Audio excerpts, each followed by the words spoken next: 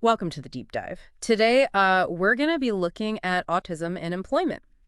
Um, and I think this is something that people maybe don't totally understand, all the different aspects of it. Yeah, I think you're right. So we've got some pretty interesting research lined up here. We've got a really great systematic review, and I think some of the findings might surprise you.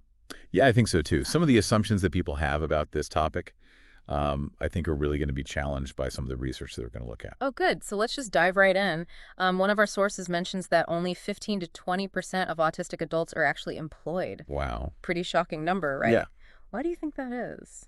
Well, employment is so crucial for everybody, not just for, financial reasons, but for well-being, for social inclusion, for independence. Yeah.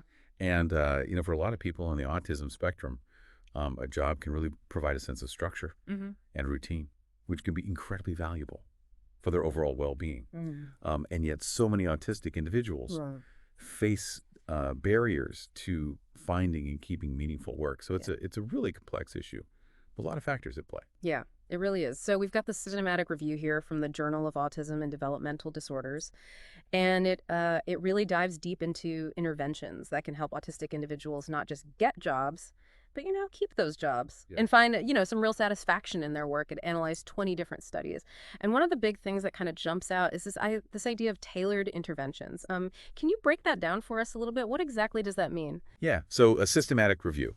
Like this one basically takes a really comprehensive look at all of the existing research on a particular topic. And in this case, what's really interesting is that it highlights the importance of recognizing that every autistic individual is different. There's no one-size-fits-all approach when it comes to supporting their employment journey. Okay, so instead of just having this blanket approach, we need to be considering each person's unique strengths and challenges. Is that what you're saying? Exactly. And that's where these tailored interventions come in. These are strategies that are specifically designed to meet the individual needs of autistic individuals in the workplace. So let's get down to the nuts and bolts here. What do some of those tailored interventions actually look like? The review mentions job coaching and mentorship as two really effective strategies. Right. So let's start with job coaching. Okay. What does that involve? Well, imagine, you're starting a new job. That's already kind of a stressful experience for a lot of people. But for somebody on the autism spectrum, it can be extra challenging. There are a lot of unwritten social rules and expectations that can be really difficult to navigate. Now imagine having a job coach right there with you, someone who's doing Hoover, understands your specific needs and can help you break down tasks, understand those unwritten rules, and advocate for yourself when needed. That's what a good job coach does. Okay, so it's like having almost like a guide to help you through those sometimes choppy waters of the workplace. Okay, and then what about mentorship? How does that fit in? So mentorship is a little different. It's less about that sort of day-to-day hand-holding and more about the long game. A mentor is someone who can offer guidance, advice, and support over a longer period of time. They're not just focused on the day-to-day tasks of the job, but on your overall career development and growth. And for autistic individuals, having a mentor who understands their unique perspective can be just invaluable. It's about having someone in your corner who can help you build your confidence, navigate workplace dynamics, and really achieve your full potential. So it sounds like both coaching and mentorship are about, providing that personalized support, which again really aligns with this idea of tailored interventions. Exactly. And what's so great is that the research shows the T-Stickors approaches can have a significant impact. We see reduced anxiety, improved job performance, and greater job satisfaction for autistic individuals who receive this kind of support. Now, the research also looked at social skills training, which on the surface seems like it should be a key factor in job success for anybody, I think. Right. Yeah. And to be clear, social skills training is important. It can be very helpful. But what's fascinating is that the review found that while social skills training did improve social skills, it didn't necessarily translate to better job retention or satisfaction for autistic individuals. So even with improved social skills, they weren't necessarily keeping their jobs or feeling more satisfied. Yeah. It's kind of a head scratcher. It is. Why do you think that is? Well, I think it really challenges some of our assumptions about what's truly important for success in the workplace.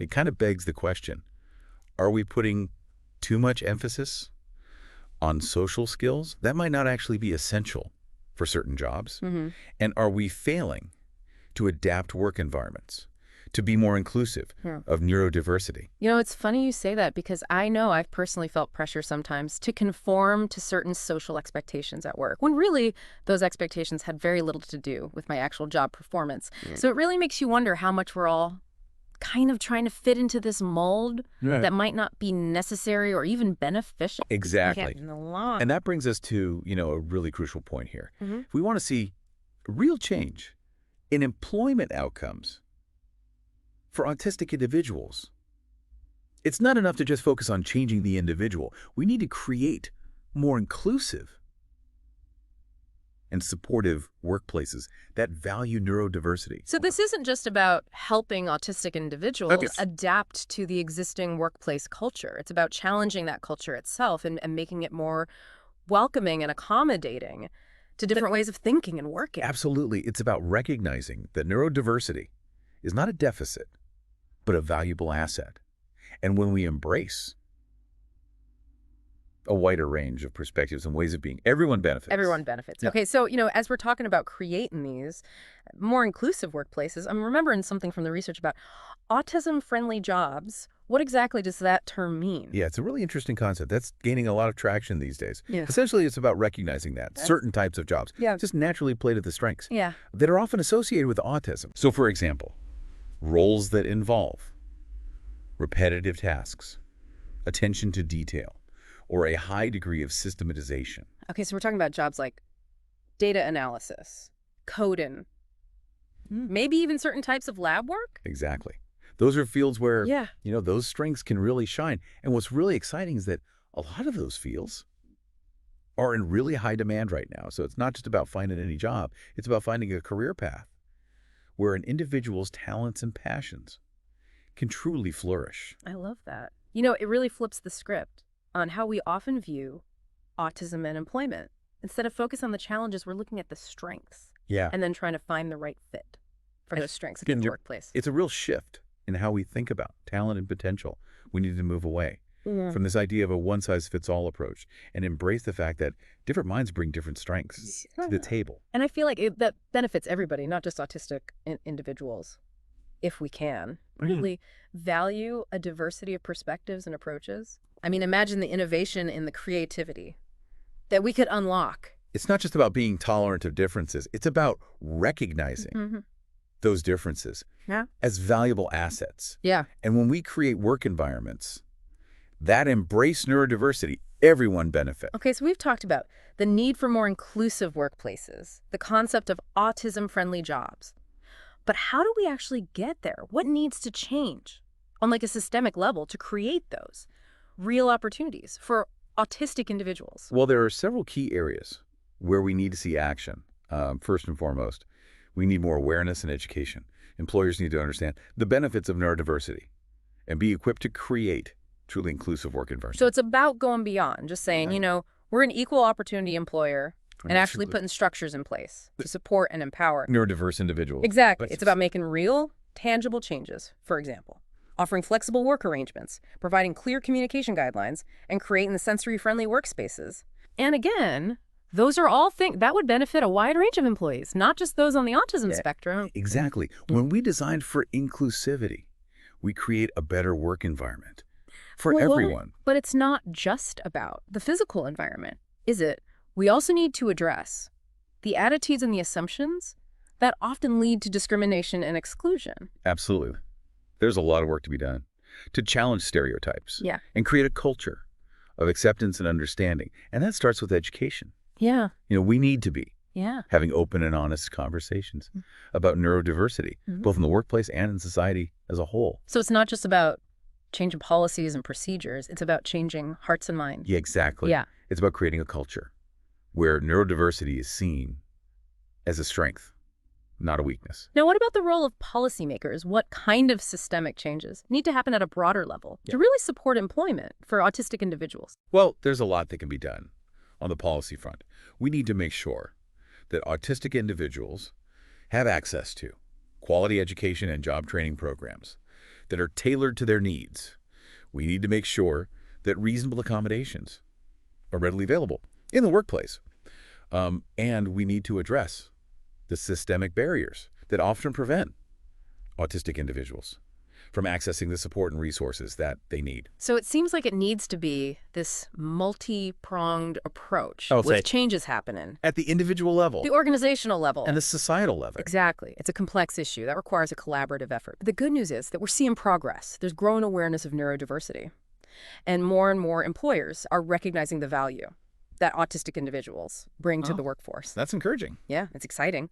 But we still have a long way to go. And it's important to remember that even small actions can make a big difference. So what can our listener do to be a part of this movement toward a more inclusive workforce? What actions can they take, even if they're not an employer or a policymaker? Oh, there's so many ways to make a difference. First and foremost, educate yourself about autism and neurodiversity. There's some amazing resources available online and in your community. Challenge stereotypes and misconceptions whenever you encounter them. And support organizations that are working to promote employment opportunities for autistic individuals. So it's about being an ally, both in big ways and small ways. Exactly. Every action, no matter how small, contributes to a more inclusive and equitable society. This has been incredibly insightful. I feel like we've just scratched the surface of this topic. But you've given us so much to think about. There's always more to learn and explore. But that's what makes this conversation so exciting. The more we understand about neurodiversity, the more we can unlock the incredible potential that exists within each of us. Beautifully said. We're going to take another quick break, but stay tuned. We'll be right back. To wrap up our deep dive into autism and employment, with some final thoughts and a call to action. Welcome back to the deep dive. You know, as we wrap up our conversation about autism and employment, I'm really feeling inspired by all the possibilities. Yeah. There's definitely a movement happening, a shift in how we understand and value neurodiversity. Yeah, absolutely. I think there's a growing recognition that different minds bring different strengths. Yep. And when we can embrace those differences, that can lead to just incredible innovation and progress. So let's take a minute to recap some of the key takeaways from our deep dive today. You know, we started with that pretty stark statistic. Only 15 to 20% of autistic adults are employed. Really kind of highlights the challenges that still exist. Yeah, it really underscores that point. And we talked about how important a job is for everybody, not just for financial reasons, but for well-being, for social inclusion. You know, that feeling that you're contributing to something meaningful. It's so much more than just a paycheck. Yeah, absolutely. We also spent some time talking about that systematic review, and we learned about the importance of those tailored interventions, like job coaching and mentorship, really helping autistic individuals not just find jobs, but thrive in those jobs. Right, to really succeed. And then we talked about that surprising finding about social skills training. You know, while it's important, it doesn't always translate to better job retention or satisfaction, which I think, you know, it really challenges some of our assumptions about what leads to success in the workplace. Right, what we think is important. What we value. And then we also talked about the need for employers to really step up and create those inclusive work environments that value neurodiversity. Yeah, that's a big one. Big one. And then, of course, you know, we talked about policy changes and robust support services to really level the playing field, create those opportunities. And most importantly, you know, we challenged you, our listener, to think about the role that you can play in creating a more inclusive world for autistic individuals. Because even those small actions can make a big difference. Right, every little bit helps. Every little bit helps, that's right. So as we wrap up, I'd love to get your final thoughts. What's the one message you want our listeners to walk away with today? Well, I think the most important thing to remember is imagine a world where autistic individuals aren't just employed, but they're actually thriving in careers that really play to their strengths and passions.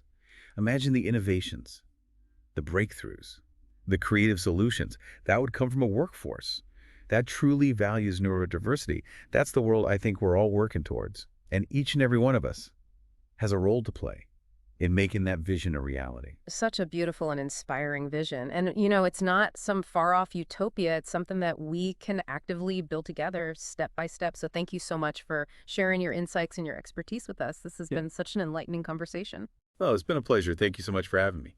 And to you, our listener, thank you for joining us on this deep dive today. We hope it sparked your curiosity and maybe even inspired you to take action. Remember, you can find links to all the sources we discussed in the show notes. Until next time, keep diving deep.